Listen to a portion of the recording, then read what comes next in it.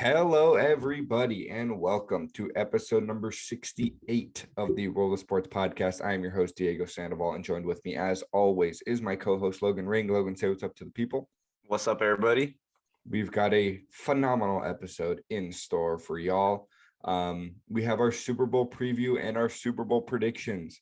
We're going to give the team we think it's going to win. And do you want to go with score, too? You want to predict the score? Yeah, why not? All right. So we're going to give a Super Bowl preview. Again, it is the Friday before Super Bowl Sunday. It is Friday, February 11th. And the Super Bowl is this Sunday. Should be a good one. And then right after that, we are going to recap the NBA trade deadline. A lot of moves went down, a couple of big ones. That's going to kind of shake up the NBA moving forward and shape up how this season ends up. So a lot of teams made moves, a lot of teams didn't make moves. So that's another thing to talk about is the teams that didn't make any moves, right? And, on top of the teams that made the big moves. So NBA trade deadline, Super Bowl preview and predictions. We'll start off a little bit just about the MLB, couple notes. There's not much to talk about, just a couple things. Rob Manfred spoke to the press for the first time since the lockout, said a couple of things. So we'll just kind of recap that. Not much though. But before we jump into it, go ahead and follow us on all of our social media accounts linked in our Instagram at TWOS Podcast, or if you're watching on YouTube, links are in the description. All right. Commissioner Rob Manfred spoke to the press yesterday. Great guy. No. He basically said, they're still in communication, they're still in talks, which is obvious. They've made a couple decisions, including there will be a universal designated hitter in 2022. Finally. And I'm imagining just going forward into the future. I don't think he said that, but I think this is something that everyone kind of expected, especially after how it did in 2020 when they kind of tested it out for the 60 game season. And I don't have a lot of problem with it. I wasn't necessarily like a huge proponent of it, like whatever, but it's going to make the game more entertaining, more chances, and a lot of teams are going to be a lot better because of it. Yeah, I feel like it's just a step in the right direction for something that's super easy to put in. It didn't really make a ton of sense how half the league played differently than the other half. And I mean, you can talk about the history and whatever of it, and some people like watching pitchers hit. I'm one of those who doesn't. I'm an American League fan. I watch a lot more games there. So I'm a fan of the DH because they're some of the best hitters in the league. And watching some pitchers hit is disgusting. So I'm glad we're not going to have to do that anymore. But also a bigger deal. We were just talking about this yesterday, how like a guy like Nelson Cruz could not go to half the teams in the MLB just because he can't play defense. But he's such a good hitter. So, I mean, he's still got a spot, but now he can play anywhere. So I think it's definitely a good thing for the MLB. Yeah, two guys to look out for that are both free agents, Nelson Cruz and Jorge Soler. Soler coming off a big postseason, won the World Series MVP, and Nelson Cruz, for some reason, will still give you 40 bombs a season at 50 years old. So that should be interesting to see what NL teams kind of shift their rosters, because you look at the past couple of seasons, teams like the Dodgers, like the Braves, now the Padres, they have so much talent offensively, but they have to kind of platoon some guys because that's just the way it works and a pitcher has to hit. So I think we see the National League get a lot better offensively. Obviously, it won't change the American League because it's the same, but it should be interesting to see how teams approach this. Other thing Manfred said, just kind of like detail stuff, that he thinks that they're going to be ready for spring training, but I doubt it. They're meeting again tomorrow, Saturday the 12th. Nobody really expects anything to get fully resolved. As of now, like the universal DH and a couple like draft pick, very minor things have been like the only things that have been agreed upon between the two sides, which is not good. And in a normal year, pitchers and catchers report in a week and a half. So that's not happening. I think we can pretty much say that. Hopefully a deal is done by March, sometime in March. That'll give us maybe 130 games because you got to push it back a month probably. So I don't know. We'll see. Neither side is budging really. They say they're making compromises, but it's not really happening, and that's evident as to why they have not reached anything. So again, it's still a wait and see basis from an outside perspective. We're not allowed to know anything that really goes on in there. But yeah, that's where the MLB discussions are at right now. There's not much else. I don't have a ton more to add. I just want a baseball season. It sucks talking about this because it's just we're waiting. It's just more waiting. We've covered it already before. It's just a tough situation for anybody who just wants to watch baseball. Yeah, and I also want to see where Freddie Freeman, Carlos Correa, where they're gonna play. So it's such a weird point to stop. Yeah, so we'll see. Again, nothing we can really talk about right now besides that DH. Let's move on. Super Bowl, NFL, biggest thing in sports, not even close. Biggest sporting event of the year. It always is. The Cincinnati Bengals taking on the Los Angeles Rams. We gave a little bit of a teaser last episode just because it was the week after they both won their respective championship games. But now we're going to do a deep dive. Let's start with the miracle Cincinnati Bengals, coming off of one of the worst seasons in their franchise history last year. The year before that, they weren't good either. They pretty much tanked to get Joe Burrow. Then Joe Burrow had an injury, tore pretty much everything in his knee last year. And they went 10-7 in the regular season, won the AFC North. So far in the playoffs, they beat the Raiders in the first round. They beat the Titans in the second round, and they took down Patrick Mahomes and the Chiefs in the AFC Championship game. I mean, this team has something to them. It's just like you can't root against them. They have this likability about them. And, even you as an AFC North fan, those teams do not like each other. They're probably the heaviest rivalries in the NFL in terms of just divisions not liking each other. But you still have to admit that the Bengals are going to be fun for a long time.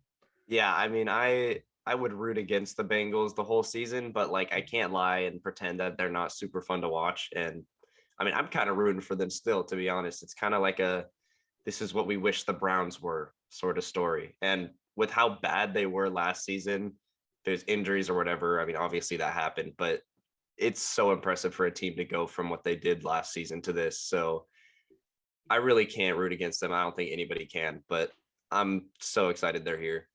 Yeah, Joe Burrow was named Comeback Player of the Year last night in the NFL Honors Awards ceremony. Absolutely deserved. I think it was between him and Dak Prescott, but Joe Burrow has obviously had the better season, and I know playoffs isn't supposed to play into it, but everyone knows playoffs plays into it. But much deserved. Jamar Chase was named the Offensive Rookie of the Year last night. Absolutely deserved it. That one wasn't close. Just going through their offense, Joe Mixon has had a really good season thus far. He's kind of been a guy that has always underperformed and disappointed for the past couple of seasons. But this year it was finally okay, this is the Joe Mixon we expected. Coming out of Oklahoma, he's a stud. And then kind of rounding out that offense, Tyler Boyd and T. Higgins kind of complete what is arguably the best receiving core in the league. I think T. Higgins would be a number one wide receiver pretty much anywhere else, and Tyler Boyd would be a wide receiver too, pretty much everywhere else. Just the way this offense plays is so high powered and exciting, and it's part of the reason why they went out and got Jamar Chase, and that obviously paid off. Yeah, we talked about it last week where you brought up the whole offensive line. And I feel like that's the weakness that I'm kind of looking out for still. I'm really hoping that they can get through it. I feel like they have pretty much the entire year.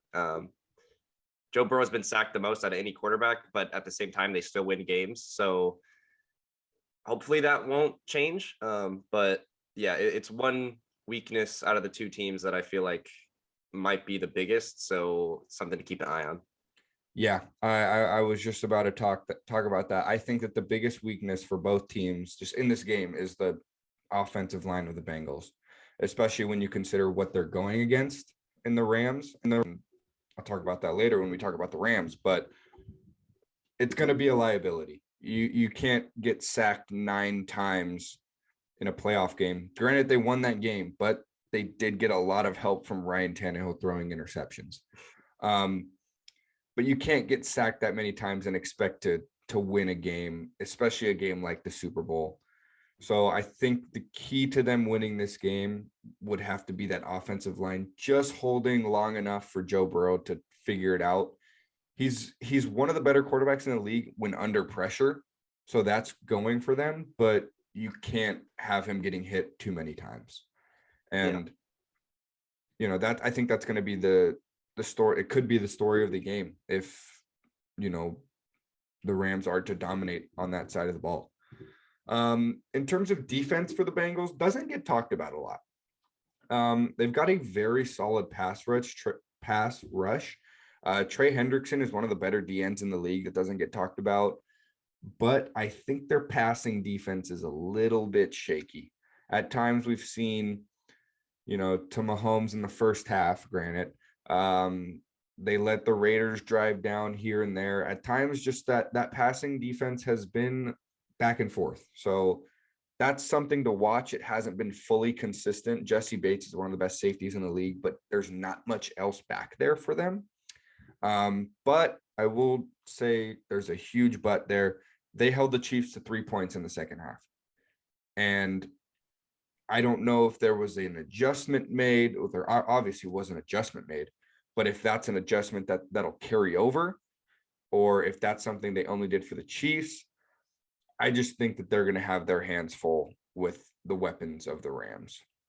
Yeah, I completely agree. And you can say that really about any team that they've faced so far. So that's the only part where I'm like, yeah, but it doesn't matter. But like at the same time, I bet against them every single time because of things like that.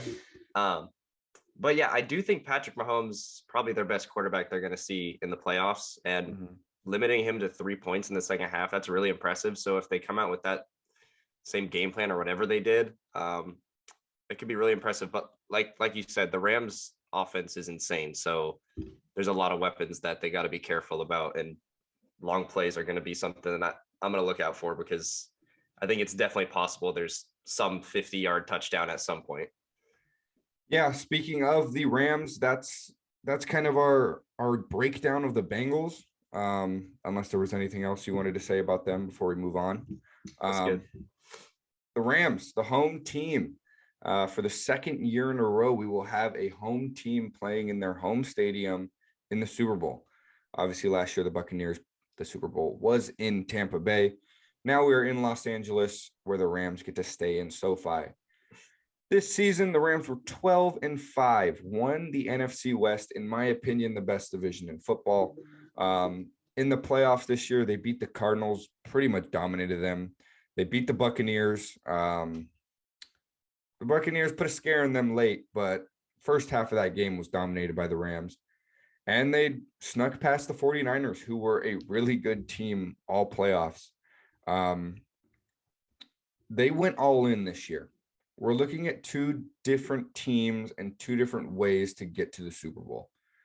The Bengals rebuilt, and that's what the traditional path is. You rebuild, you get better players, and then you become a good team. Whereas the Rams were a solid team and said, you know what? We're not going to have a draft pick for 7 years, and let's do this. And they got Jalen Ramsey. They got Von Miller. They somehow got Odell Beckham Jr. for free. They got Matthew Stafford, and it worked.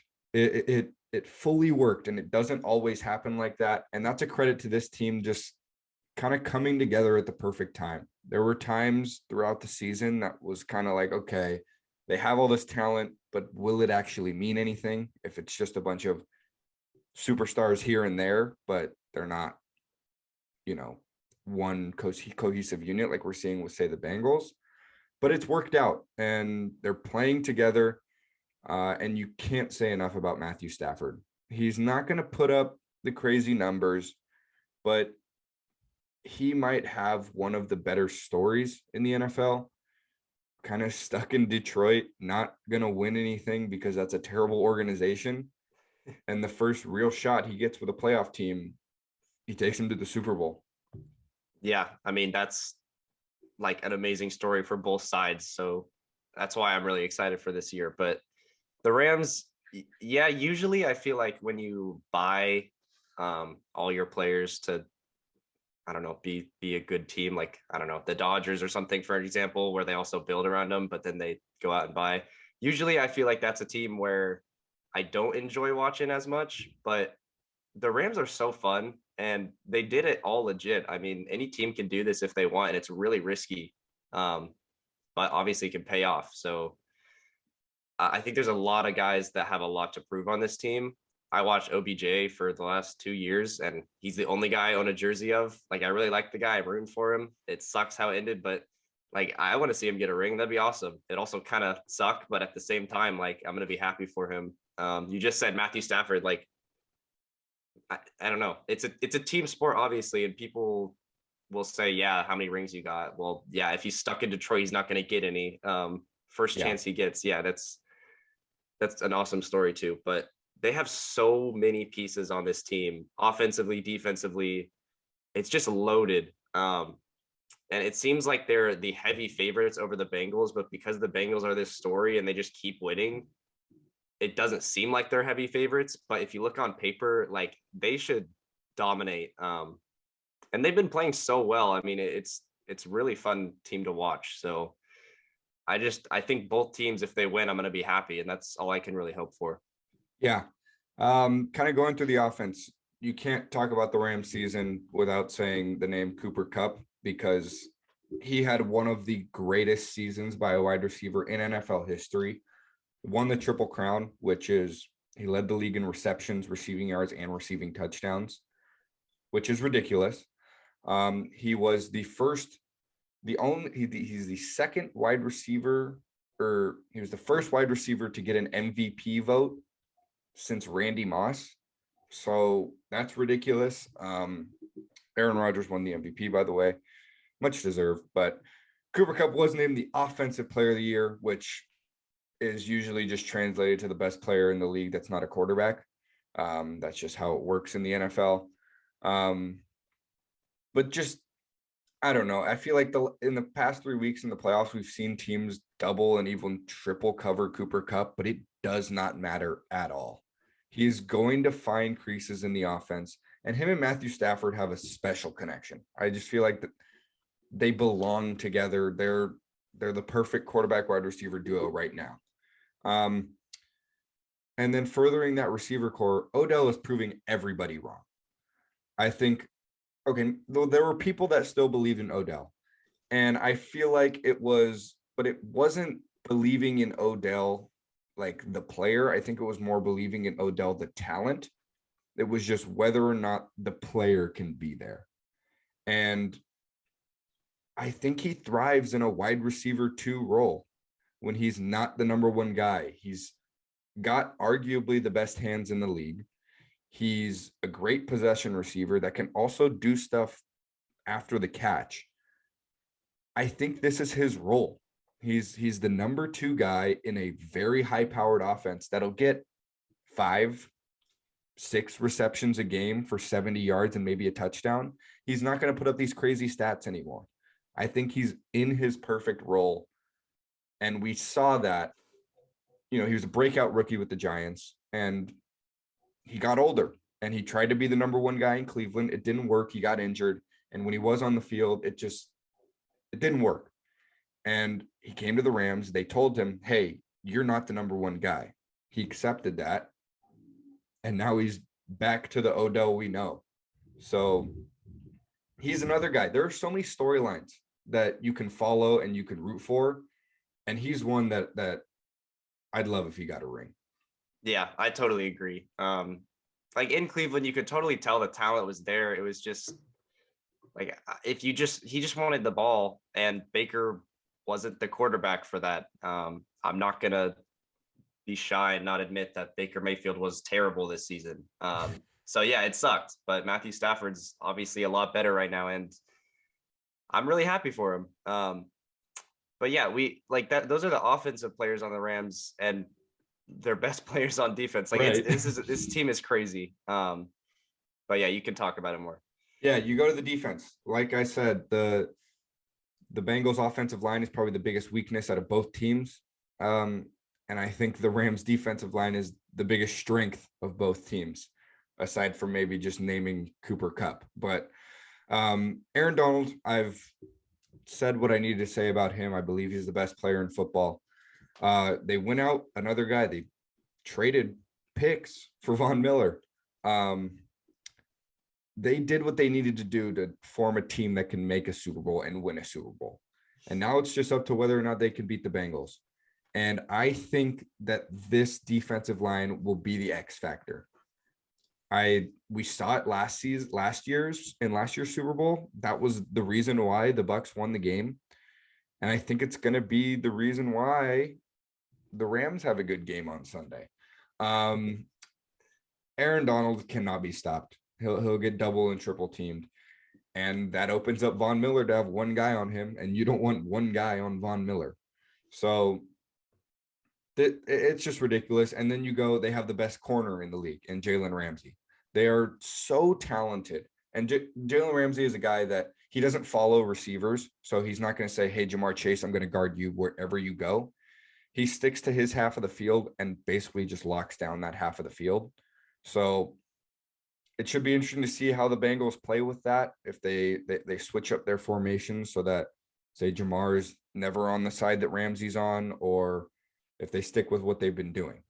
So that's something to definitely watch, because I know people are labeling the Jamar Chase Jalen Ramsey matchup, when in reality it'll probably be more a T Higgins Jalen Ramsey matchup. So we'll see how that breaks down.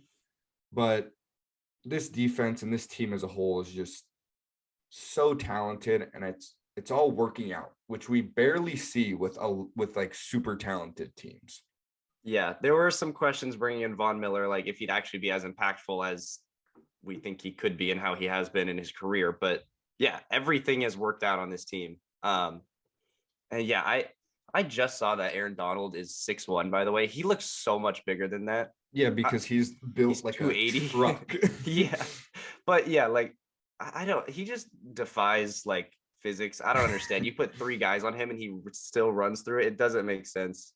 But yeah, this defense is so good, and they have all the names too. Like, but it's not just like, oh, they have all these people. Like, they work so well together.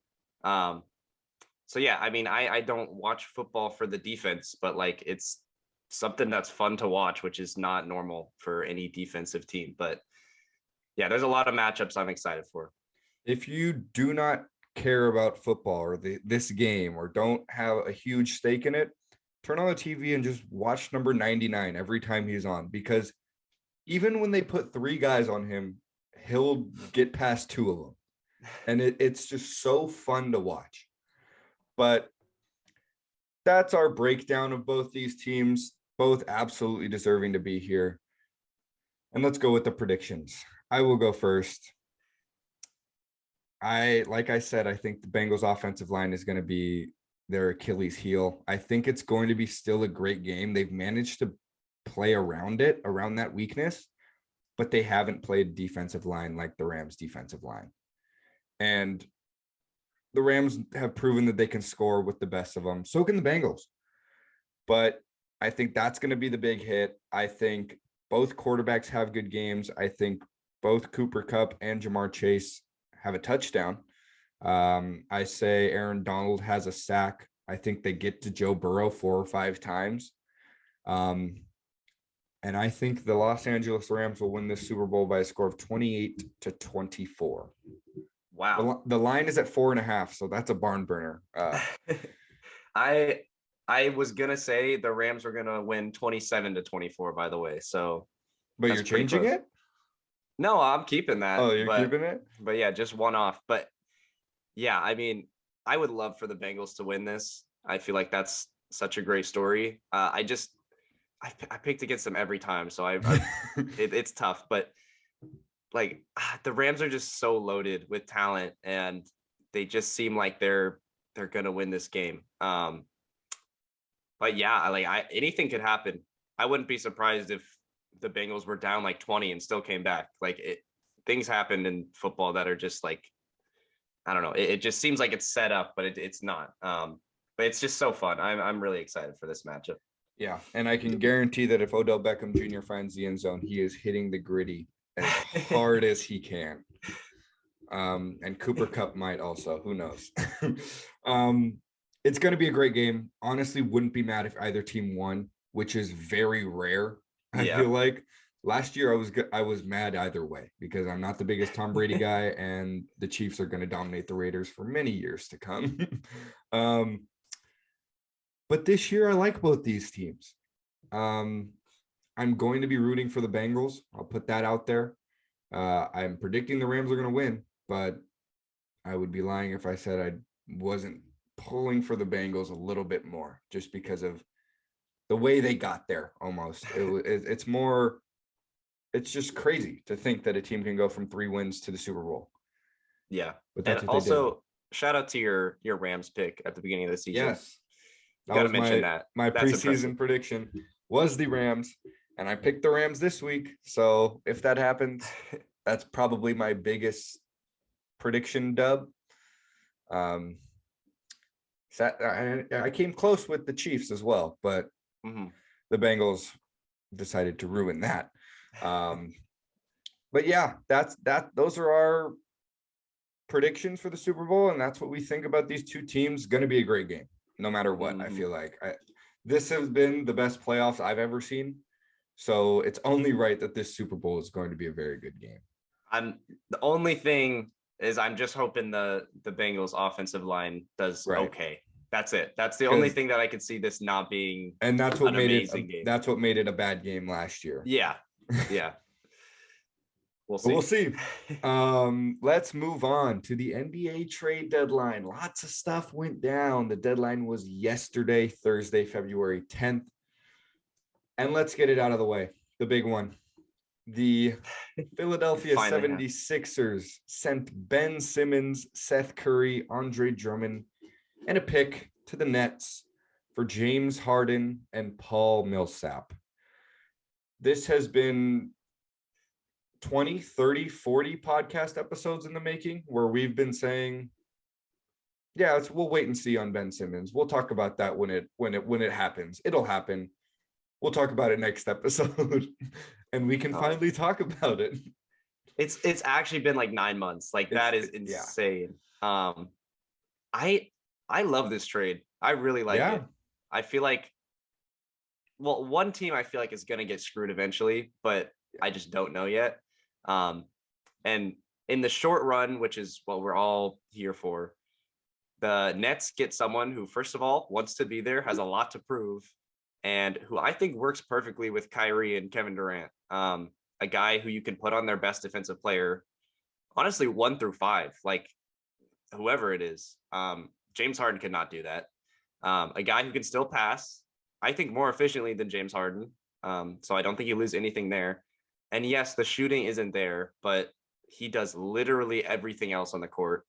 All defensive team, great offensive player. I don't care what people say. You can put him at like the power forward position, and it doesn't matter if he can shoot. I mean, he still runs the offense really well. If you have Kyrie Irving and Kevin Durant on your team, plus Seth Curry, that's a big part of this trade too. That's an amazing lineup to run with him.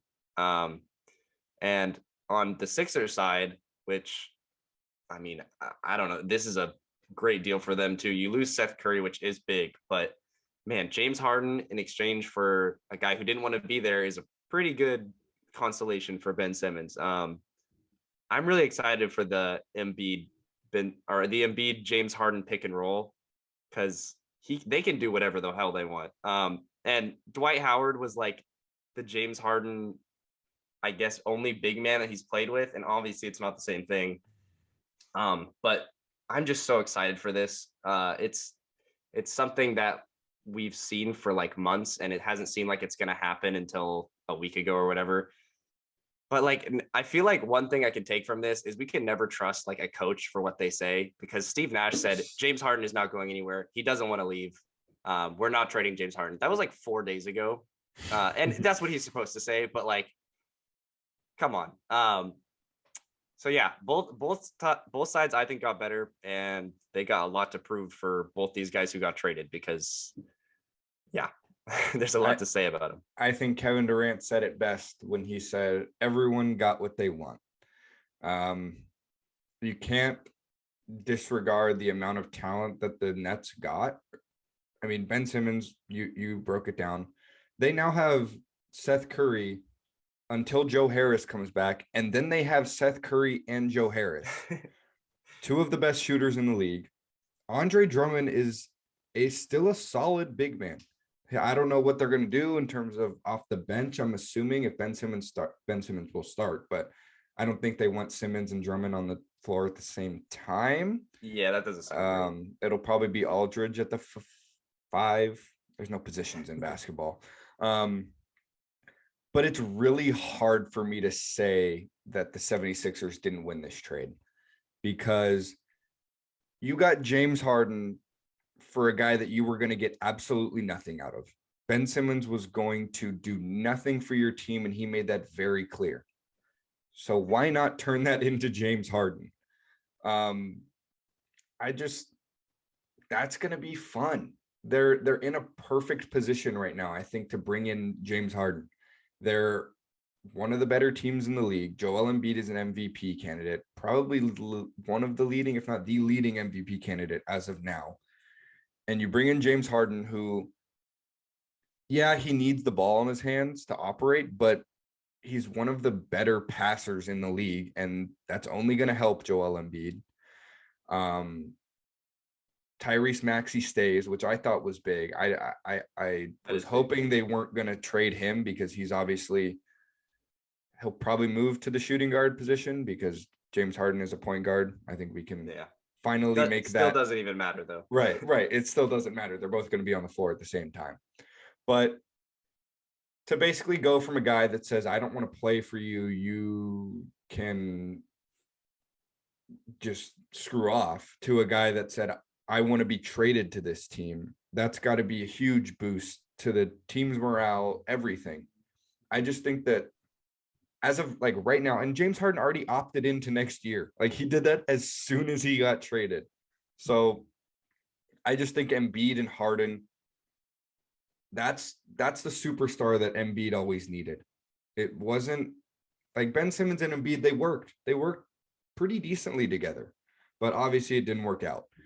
But I feel like James Harden and Embiid are kind of this match that'll really work out. And granted, they'll get to the free throw line a lot, but hey, whatever you there's gonna be 20 free throws a game from each of them. Whatever you got to do to win. And the Nets got deeper, and they got a star. It's the same situation. They got a star that wanted to be there. Like, it's different because James Harden was playing, but I just think this is a very rare blockbuster win-win. Yeah. And I just have a few things I want to talk about. Daryl Morey, the 76ers GM, he has been called out a lot because people got impatient and they wanted to see Ben Simmons traded, which we did too, by the way, because like obviously we want to see him traded. He waited and he got the superstar he wanted. Obviously he was in Houston with James Harden and he loved him there, so I think he knew this was going to happen somehow. But shout out to him for waiting, because that's impressive. And also James Harden, you could tell he didn't want to be on the Nets the last week or two. And this is now the second time he's done that. On the Rockets, he gave up on his team. Like, he genuinely gave up on the court too. So he's got to prove that he wants to be a Sixer. And I mean, if there's any place where the fans are going to hold you accountable, it's Philly. So I can see boos happening if he doesn't show up and he doesn't try and shed his fat suit or whatever. I don't even know. But yeah, Philly's not the place to play if you want to just mess around and not give 100% effort every play. And then just long term for James Harden, he's eligible for a supermax deal next season. He opted in the 47 million contract, but then you can sign the big deal. That will give him, I think, if I'm getting my numbers right, $47 million contract isn't the big deal. Yeah. First of all, there's that, but that's because the fifth year of this supermax deal would be like $60 million, and he would be 38 years old at that time. James Harden, you can already tell, is declining. Yeah, no, they're going to give it to him, and it's going to be the worst contract in sports at the end, but it's still worth it. But yeah, 38-year-old James Harden making $60 million does not sound good. So both these teams are in it for the championship in the next few years. But on the Nets side, I mean, Ben Simmons has a contract that's, I think, 3 or 4 years more. And James did not want to re-sign. That was clear. So they don't have any picks. So, I mean, this is a great move for them, too, because it gives them a longer championship window, I guess. Because if they lost James Harden, if Kyrie walked, you have KD, but he's not winning a championship by himself, the Nets are screwed. I mean, they have no picks. So that could be the same situation when they traded everything for 38-year-old Kevin Garnett and everything. But yeah, I still like it. In the long run, yes, you can look back and say if they didn't win a championship, then maybe it's not the greatest move. But like, that's not really how you have to make trades in this league. You have to get a little bit lucky, and their championship windows are now. So I love it for both of them. And I also think if it's now, the Nets are going to have to figure out how to start winning without KD and Ben Simmons, because they've lost 10 straight games and they're dropping in the East. Yeah. And we don't know when KD is coming back. We have no idea when Ben Simmons will be ready to play. So that's just something to watch. Yeah. And Kyrie's still not vaccinated. So, right. I mean, that's just tough for them. I don't know how you figure that out, but that's another thing they got to deal with. Let's move on. We had some more trades, including the Blazers absolutely imploding everything, including trading CJ McCollum to the New Orleans Pelicans. I mean, it's got to get to the point where Dame is done with it. They say they want to build around him. He's 31 years old. You have to give up that dream, I feel like. Yeah, I mean, I don't see how they don't trade him this summer. I really don't. And I think Dame is shut down for the year. I think that's what they're going to figure out. They're going to be a terrible team. They somehow beat the Lakers, by the way, but let's not talk about that. But yeah, they traded CJ. They traded Larry Nance, who's actually a solid piece. And they got back Josh Hart, who's good. Nickeil Alexander-Walker, who they then traded away for basically nothing. They traded for Joe Ingles, who's hurt. That's just to get off the contract. The rookie contract of Nickeil Alexander-Walker, by the way. Like, what are you doing? And then the draft compensation they got is a 2022 first-round draft pick, which is protected. So it's not going to be good no matter what. And then 2 second-round picks. I mean, like, I don't even know what the plan here is. That's really the best you could get. There's no way you couldn't get a good first-round pick for CJ, at least. So yeah, I mean, I don't know what the Trailblazers are doing. I'm really worried about them. I feel like the trades that the people that they had who they traded away, they could have gotten way more for it. But I don't know. I feel bad for Dame. All signs are pointing to Dame leaving this summer. Leaving, I don't know what you want to call it. It's going to be up to him. So we'll see. Anthony Simons, I feel like, is the guy they need to build around. If they're going to build around anybody, build around, hey, maybe the 21-year-old. That would probably be good. But for the Pelicans, if they figure out the Zion situation, this is a phenomenal move. But that's a huge if. Yeah. I mean, there's still conversations about Zion coming back this season. I don't know, man. I don't think he does. I feel like it's just what it's going to take so long for him. First, I don't even think he's recovered from his injury. And when he does recover from his injury, he looks like he has a long way to go in terms of being in NBA condition. Yeah, he definitely does. And it's it's more than halfway through the year. It's not looking good. It's not. But I mean, I kind of like the trade because like if you're gonna get CJ and all you have to give up is this, then Right. it's good. I mean, if you have Zion on your team, Brandon Ingram, he's an amazing shooter. The defense is a little bit concerning, but I mean, if the offense is good enough, then who cares? But yeah, I mean, a lineup of those, I think I don't. I guess Devonte Graham is still at the one, but Yeah. everyone else is a great player. Valanciunas is their big man. Yeah, and I like his fit with Zion too, which we haven't seen because Zion hasn't been healthy, but like on paper it looks great. So I like it for the Pelicans. I do. It's just I don't know what the Trailblazers are doing still Yeah. at all. Another move that had most of the NBA world saying, "What are you doing?" The Sacramento Kings went out and got Domantas Sabonis and traded away Tyrese Halliburton. Unbelievable. That's brutal because Tyrese Halliburton was told he's going to be the guy they build around. I think everybody kind of agreed that he should be the guy they're building around.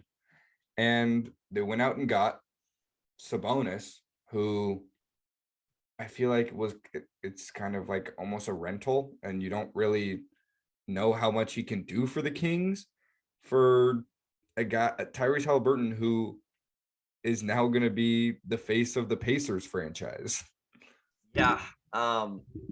First off, for the Pacers, I mean, they're doing amazing. Great over here. job. They're doing great with these trades. If you got Tyrese Halliburton, I mean, he was untouchable, is what they said. They said he was untouchable. That's how good he is. And if you look at the counting stats, like you'll be like, what? Like, why are people saying trade Fox over him? But if you look at the games, you watch them.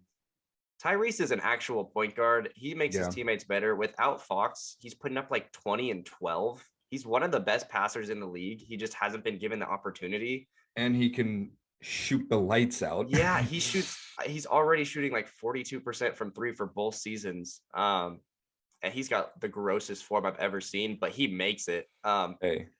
And it's for the Pacers got an absolute steal.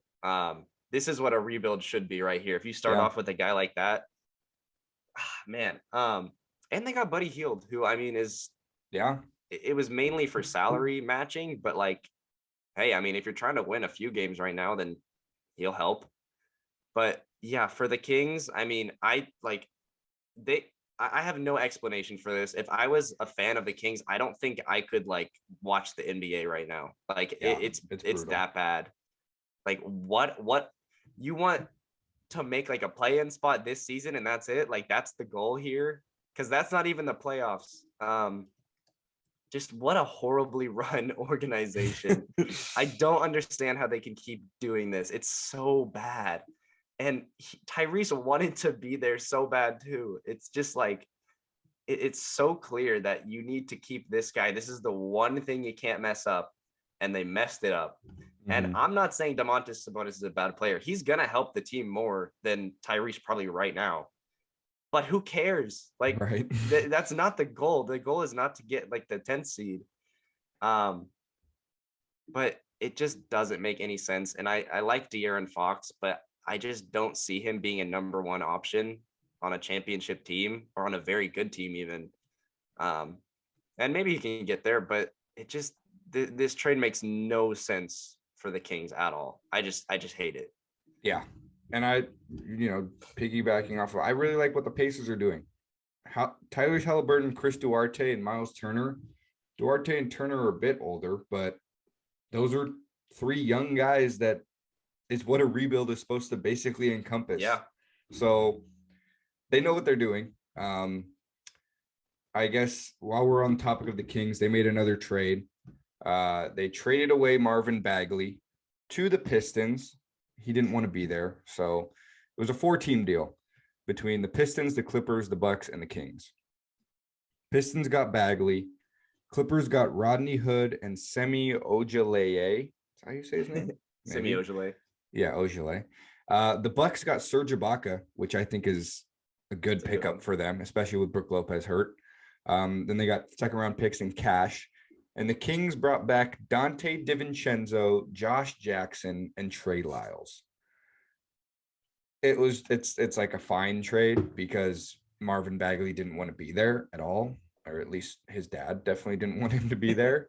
So, but I think the winner of this trade is probably the Bucks, just because they get a big guy who can stretch the floor and play solid defense. Other than that, there aren't many headlines for it besides Bagley going to the Pistons, I guess. Cade and Bagley, don't know. Yeah. I mean, Bagley has shown some promise. I cannot like judge a guy who's on the Kings only for their entire career. Like it's kind of a joke, but like it's 100% true at the same time. Yeah. And They've never been flashes. known for unlocking potential. Yeah, I mean they're the worst franchise in the NBA by far. Like it is crazy, but yeah, I mean for Detroit, Marvin Bagley, why not take a chance on him if you got to give up it's Trey a good move Lyles for them. Yeah, like why would you not try to do that? I mean they're one of the worst teams in the league.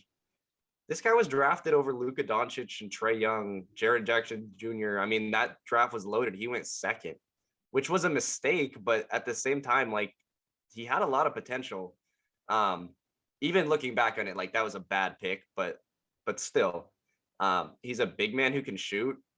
I mean, he's got some post moves. I like him. It's just not a guy who you gotta think is going to be an all-star or something, but I feel like he can be a solid role player. And Detroit, good for them for getting a young guy like this.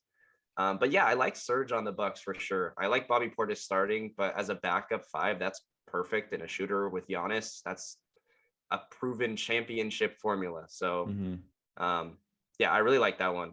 Yeah, and Josh Jackson got traded to the Kings on his birthday. So happy birthday. I did not know that. That's so sad. A trade that happened right after our last episode, I think the day after. Your Cleveland Cavaliers went out and got Karis LeVert for picks and Ricky Rubio, who is out for the season. You can obviously speak more on it, but from an outsider's perspective, it seems like this is the only move that the Cavs needed to make because it was what they needed and they don't really need much more. Yeah, I absolutely love this move. Karis LeVert's a little bit older than the core. He's 27, but I mean, like, it's just the perfect fit for everything that they needed. And quickly for the Pacers, I mean, they got some picks out of it. They got a first-round pick, a couple second-round picks. Ricky Rubio is going to be gone next year, so it doesn't matter. But I think it's an absolute win-win. And for the Cavs, I feel like this is just perfect. And he's a guy who you can tell is going to buy into the Cavs culture that they got over there. He's just a laid-back guy who wants to win, and that's what the Cavs have really been winning because of. And even like the first game, he obviously was not like he didn't fit in yet, which obviously it's your first game, but you can tell that's going to be such a perfect fit. I don't know if he's going to start. He came off the bench, but then still played like 30 minutes and finished the game in the starting lineup or whatever. But yeah, I mean, he's a shooter. He's a ball handler. He can pass. He can play pretty good defense too, which is perfect. I mean, he's just such a guy, such a great like guy you can just fit into any lineup, I think. And the Cavs really just needed a scorer who can get their own shot, who can pass, and that's exactly what he is. And for getting him for so cheap, I feel like it's a steal. Yeah, you can't not like that trade. Yeah. Moving on to one that confused me. Maybe I'm just not as in the loop, but Kristaps Porzingis got traded to the Wizards for Spencer Dinwiddie and David Bertans. I don't know. I felt like, were the Mavericks really that unhappy with the Luka Kristaps? It definitely caught me off guard, but at the same time, like when I first saw this, I was like, why would they do this? Like they're why would they give up on Kristaps? 33 and 23. Right, but most of the winning has come without him because Kristaps has been hurt, and that's kind of what he's been his career, is he can put up numbers, but he gets hurt a lot. And on like the Luka Kristaps pairing looks like it would be amazing, but it really hasn't been great. And a lot of that is because playing with Luka is basically Luka has the ball and he's an amazing player, so you're gonna win. But like you are 100% a role player if you're playing with Luka. It's his team, and that's fine. But Kristaps wants to be a guy who's a star, and I don't think he can really be that on the Mavs. So for the Wizards, I mean, you got better, but at the same time, you don't have Beal. Honestly, it might have been better if you just kind of tanked this season a little bit. But hey, I mean, you're getting better if Beal comes back. Maybe this made him happier. Maybe he was talking to the front office and wanted this. I don't know. But for the Mavs, I mean, Spencer Dinwiddie, along with Luka, it seems like that's a great fit. If you look at Dinwiddie's stats, it looks horrible this year, but he was not in the right position on the Wizards at all. Like it didn't really make sense, and he in the offense it was just clunky the entire time. But he's a guy who you can't just double Luka all the time. Like you have to account for Dinwiddie. So I like that pairing a lot actually. And then Davis Bertans, he's got one of the worst contracts in the NBA, so it's tough. Kristaps had a really big contract too, so it doesn't really matter. But I mean, if Davis Bertans can figure it out, he's shown flashes where he shoots like 45% from three. He's basically like Kristaps without the other potential. He's bad defensively, but like with Luka, I feel like it's kind of the same role. So we'll see how that works. But yeah, this one caught me off guard. I was really confused when I saw this. Yeah. I think, yeah, I think it plays into it that the Mavs were almost banking on the fact that he's going to end up being injured when it matters. So that's tough. Might as well get a solid role player that can play alongside Luka, because obviously, like you said, it's Luka's team, and that's just the way it is. Not many other big trades. There were a couple smaller ones. Montrezl Harrell got traded to the Hornets for Vernon Carey and Ish Smith. I really like that for the Hornets. I just think it's some form of defense on that team, and they definitely needed that. But also, it's a guy that can come in and contribute off the bench most likely. But LaMelo to Trez, alley-oops. Yeah. They wanted a athletic center with LaMelo, and Montrez is not known for defense, but like him or Miles Plumlee, I don't think it's going to be, or Mason Plumlee, it's not going to be that different defensively at all. And obviously Montrez has a really high motor. Like he's an exciting player to watch. Athletic, like I said, like I'm excited for the lobs that he's going to get. He fits. He definitely fits. And I don't know if he's coming off the bench. We'll see. It's kind of been his role, but I don't know. I mean, he's probably going to play 30 minutes anyway, so it doesn't really matter. But I love this trade for them. And all they had to give up was Vernon Carey Jr., who doesn't play, well, barely plays. And then Ish Smith, who was on the Wizards last year. So like they basically just gave up Montrez for a second round pick.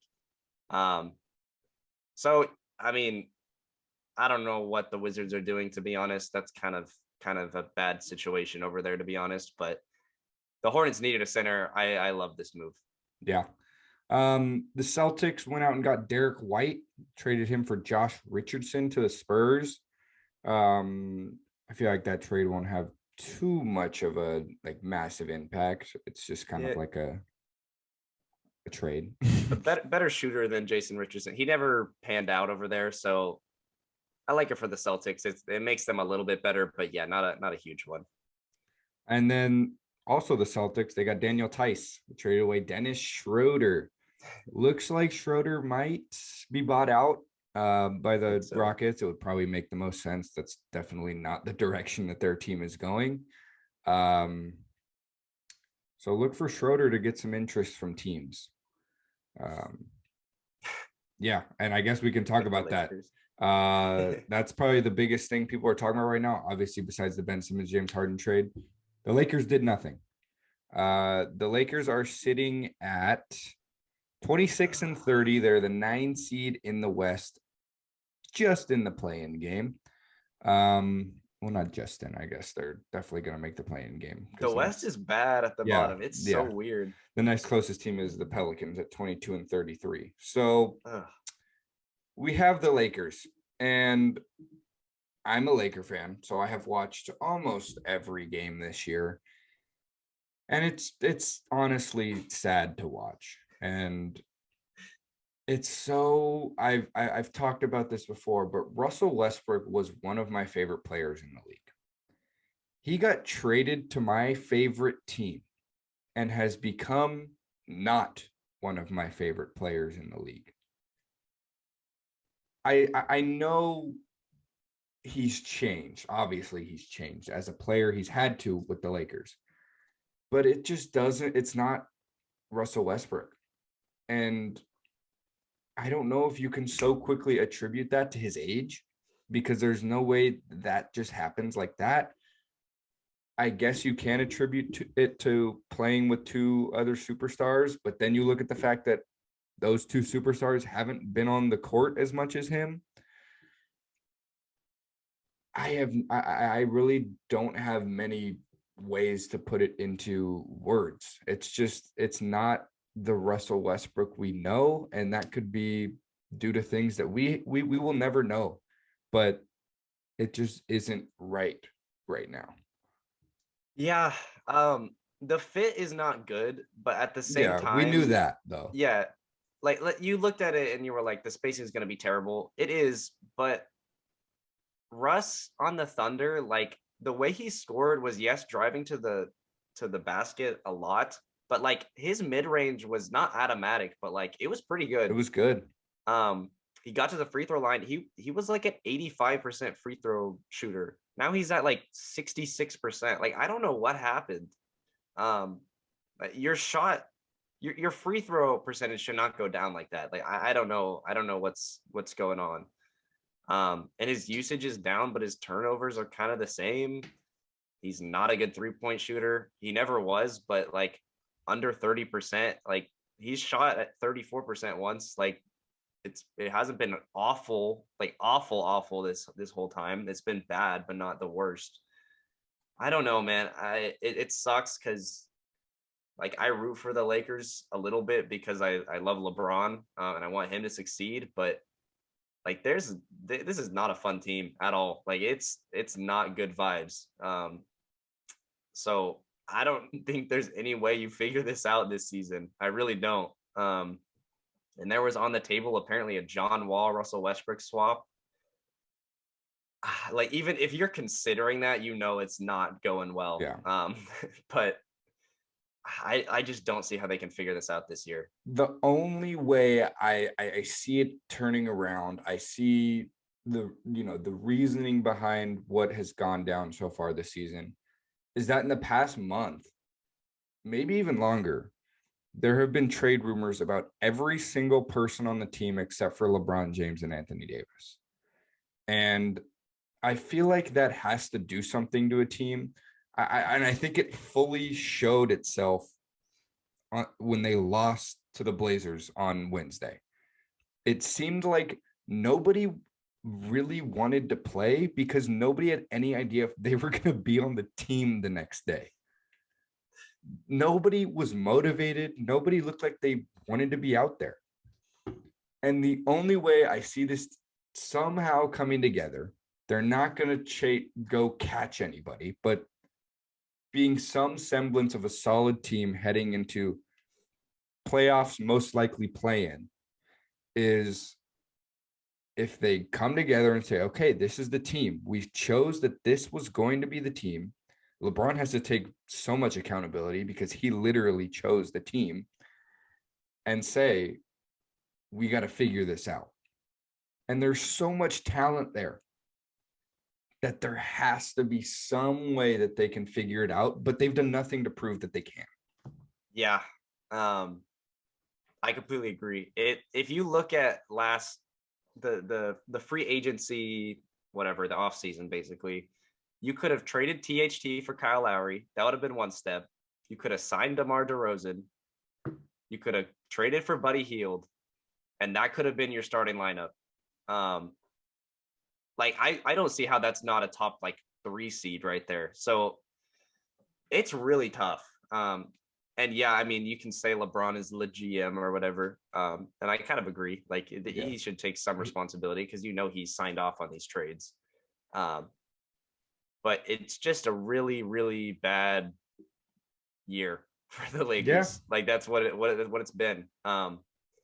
like you're stuck now. This is your Mhm. team. You can't trade anymore. Like the buyout market is what they're banking on, which is just that's so tough. But yeah, I have no really. I can't say something that they can change, and it's just a good team now. But yeah, LeBron's still on it, AD's still on it, and they got a guy named Russell Westbrook who's a former MVP. So I don't know. Maybe something can happen. I just don't see it. Yeah, it's almost like on any given night they could look like the best team in the league, but then on any given night they can look like how they looked on Wednesday. Yeah, So there's I think no most inconsistent team this year for yeah, sure. yeah, because they have probably, which is funny because they have the most consistent star in the league in LeBron, but then probably the two most inconsistent like fellow stars. Uh-huh. So I think that shows that it's pretty much just consistency in the NBA. As long as you can keep doing what you're doing and you have players that are solid and know their role and do what they need to do, you're gonna have a good team. And the Lakers just don't have that right now. Right. And So something else, AD's looked fantastic since he came back yeah. from injury, and they're still losing. So Mm-hmm. that was kind of one thing that you were like, well, AD's still not back. We still don't know. He's back, and they're still losing. So that's kind of how I gave up, to be honest. Yeah. It's gonna be an interesting end of the season for the NBA, that's for sure. Yeah. That's all we got for this episode. It was a great The, episode. Oh, you got another thing? one more trade I just want to cover real quick is that Magic got Bol Woo. and cash considerations and a future second round pick. Maybe like, you get some minutes. Maybe. I really hope so. Maybe. Like maybe there's I don't know if there's something injury wise that's wrong with him because he's been traded a lot, and when he plays he looks good. So I feel like something's got to be up. Yeah. Which sucks a lot, but I hope he gets some minutes. Yeah, hopefully. I'm glad he's somewhere that he can't get traded anymore this year. All right, that's all we got. We talked about the Super Bowl. We talked about the NBA trade deadline. We talked a little bit about the universal DH in Major League Baseball. Thank you so much for listening. If you made it this far, especially you, Jason, we know you're listening. We love you. Shout out, Jason. You can click all the links down below or in the Instagram bio to find us on social media. And this has been the World of Sports podcast. And for my co-host Logan Ring, my name is Diego Sandoval, signing off. Signing off.